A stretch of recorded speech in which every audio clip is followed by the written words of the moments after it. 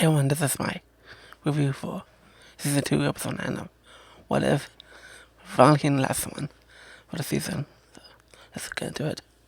This episode in the midst of both heroes and villains, mostly in the background. And they got freed because of Doctor Strange, and they were interacting with Peggy and Kahhori throughout the episode. Steve Strange wanted Peggy's help with the multiverse threat, which is Kahhori tells her that that's a lie once they meet, and that Strange is the biggest threat here because he wants to exist while bring back Christine's world because he loves her, and he's the bad guy in this episode. I understand why they will make him the threat here. However, he's not so much of a bad guy. He just misses his Christine so much. He has done a lot of bad deeds because of it. Doesn't make him a bad guy. The thing that was weird about Kahhori, running for the woods when Peggy arrived, is that she hits Peggy twice actually, and the thing is, if she was running to look for her, that would have made sense. However, she doesn't run and stop and look at Peggy and say, "There you are," I did that.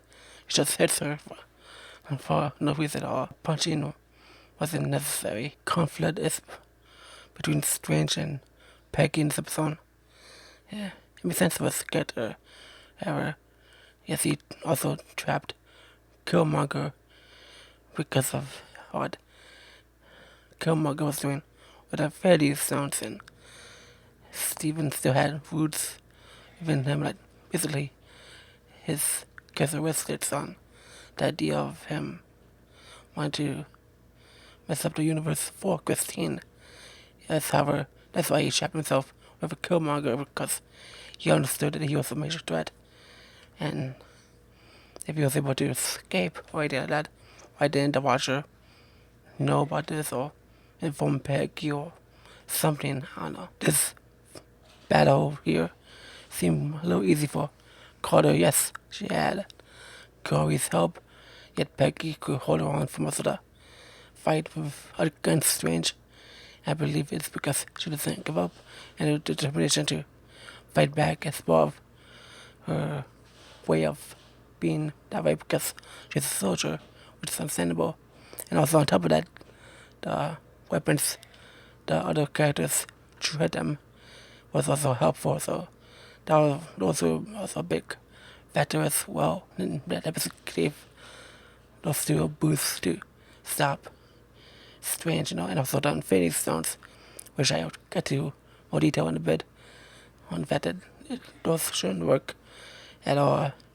And also you have Kahhori, who's actually powerful and right, and is actually knowledgeable on how to fight back as well, which is also powerful because it was guts, and also was a great backup for Peggy. Killmonger had a Infinity Stones, and it shouldn't have worked since they were outside of space and time, which was a magical prison, and also not a misdimension, because the Infinity Stones shouldn't have worked at all. And the thing is that when Kahhori took him out and he was fighting other characters, when the Killmonger was dropped off and where the other characters were fighting, he was fighting Wenwu, and he just decided to just keep on fighting him.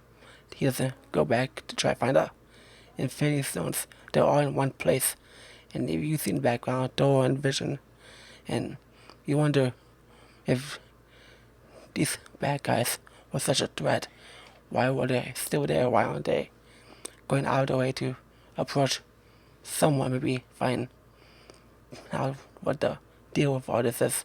It feels like nothing isn't, I wouldn't say the word consistent, more so it just doesn't feel like it's realistic within these MCU characters. For certain MCU characters, and you would see other characters that go out of the way, find out what's going on and help, yet they don't. Peggy and Kahhori are able to use the villain's weapons, and it's understandable that they are able to use them because the villains want them to use them, and some of them should have been a little bit of a challenge.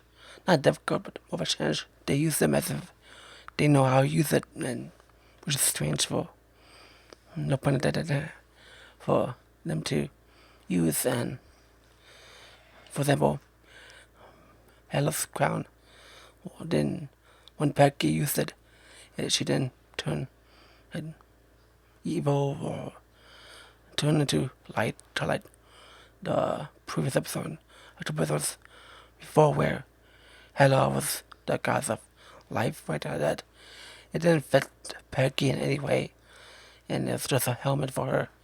So that was a bit odd that they would have the powerful weapons for throwing at them, literally, and they would use them well, but also at the same time for other weapons it didn't work at all. That was odd. That wasn't consistent.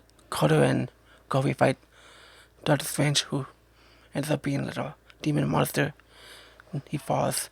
He's fighting his monster type self, so he's able to rebirth his universe also not being there, and the Watcher was able to take Peggy and Kahhori into their respectful universes. The Watcher taking Kahhori back to her universe and Peggy to hers makes no sense, considering the fact that they were in the end of the universe type of situation where the Watcher couldn't see past certain events.